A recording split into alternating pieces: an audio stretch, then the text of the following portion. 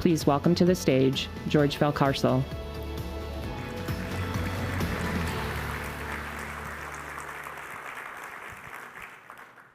Good morning. I am not your typical engineer. When I was a kid, I didn't really enjoy playing with Legos. I wasn't in the garage taking apart computers and building car engines. Rather, I was a student of the humanities. I was really interested in history and also geography, music, economics. And so when it came time to look for colleges, I had to find, what was it that I was going to study? And in parallel, I had gotten involved in things like Boy Scouts and started to gain leadership skills working in teams. And so fortunately, I was able to be pretty good at physics and calculus and come to the realization that engineering would provide a team-based training in terms of solving problems in a structured fashion. And so in my discovery of universities, I came across Ohio State's Integrated Business and Engineering Honors Program. And two of our keen forefathers, Peter Rogers and Richard Freuler, offered the T-shaped model at one of their info sessions. And this has stood with me to this day, especially as I've gotten more entrenched in what Keen considers the EML framework. The T-shaped model essentially promised to train me in at least one technical discipline or system, but also to have cross-boundary competencies so you could communicate effectively in multidisciplinary teams and be able to think about the broader social, economic, and environmental context that we are designing within.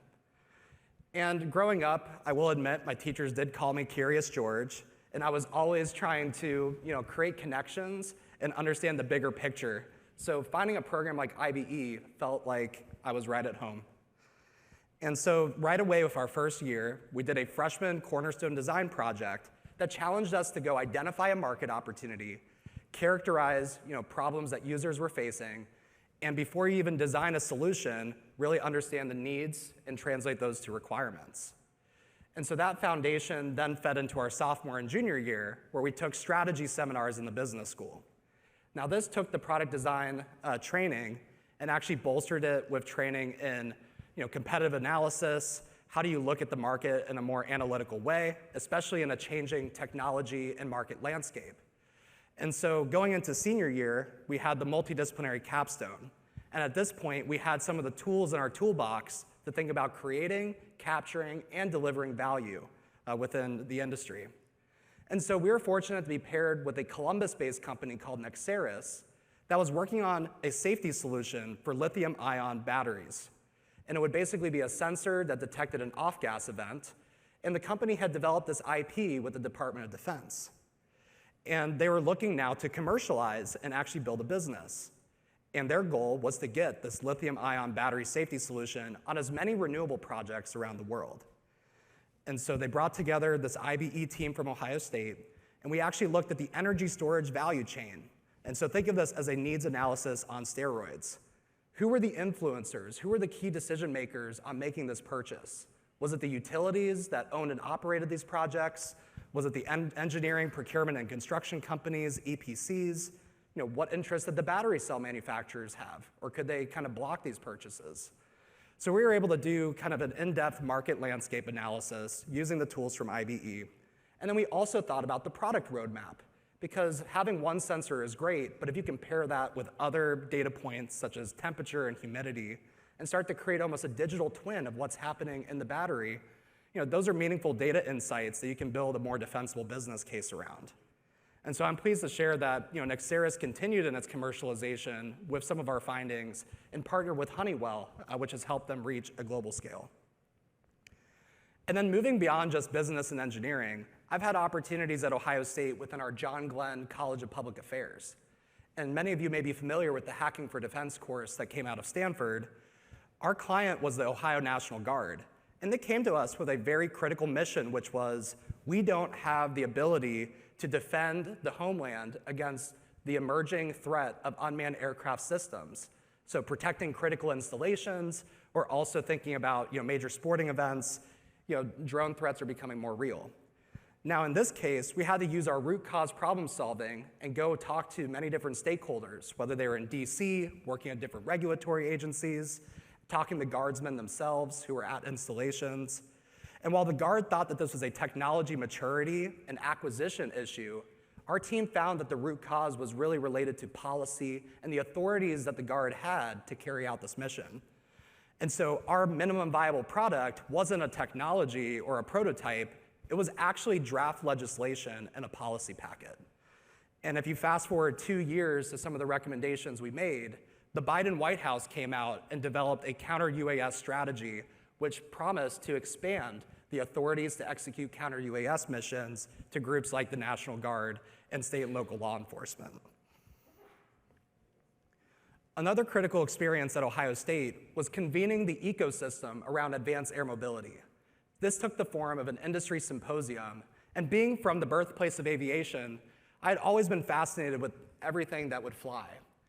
And sorry, North Carolina, I have to emphasize that Ohio is where the Wright brothers were born and engineered the airplane. And so, I want to be part of shaping the dialogue of how my home state is able to shape the future of aviation. There's exciting trends like electrification and autonomy, which are really shaping these advanced aerial vehicle systems. And so I was able to tap into faculty who had a wealth of connections and were willing to open their networks to me.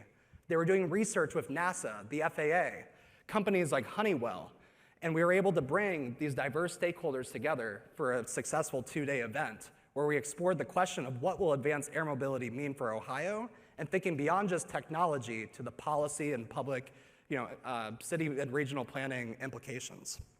So building a professional network matters, and one of these panelists actually hired me 2 months ago, so that goes to show that point.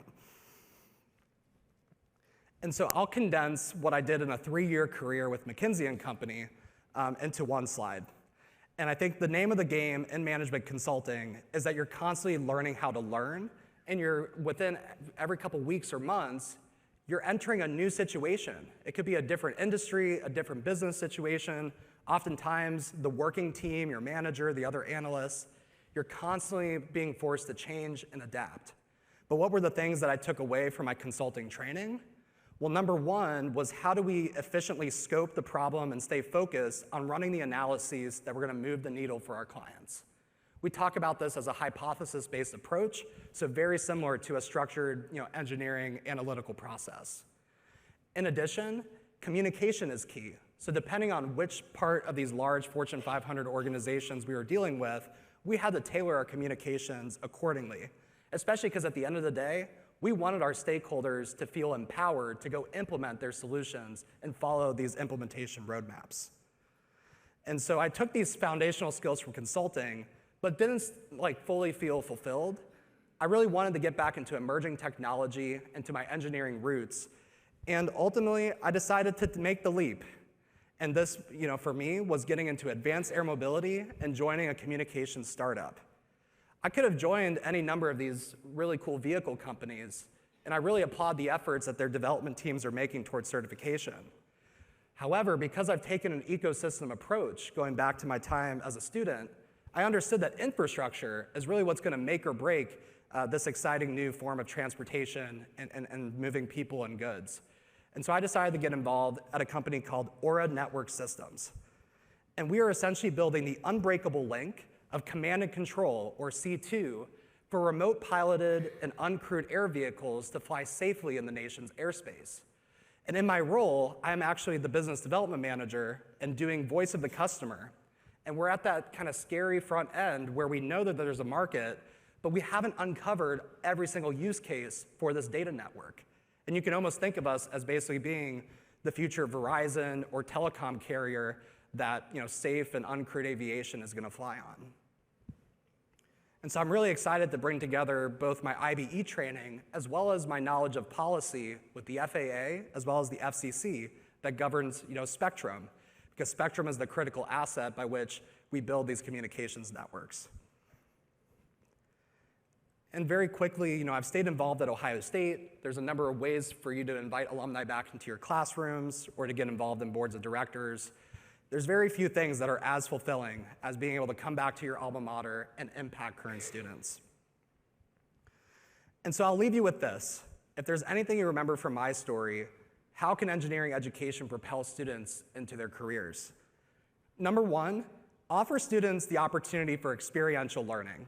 Get them outside of the classroom, talking to customers, working on open-ended problems, because guess what? They're all gonna have to go through job interviews if they pursue industry, and even I'm sure in research, and these are the experiences that stand out to employers. Number 2 is around multidisciplinary collaboration, not just within engineering, but see if you can stretch the business school, the policy school, getting industrial designers into the classroom. And lastly, make sure students are able to focus on emerging technologies and markets. That'll insatiate their curiosity to make a difference in the world. And finally, make sure there's opportunities to bring alumni and employers into the classroom. That gives students a head start on building their networks, and those networks may very well turn into future opportunities. So thanks so much for your time, and please learn about the IBE program at Ohio State, and happy to find you after the session. So.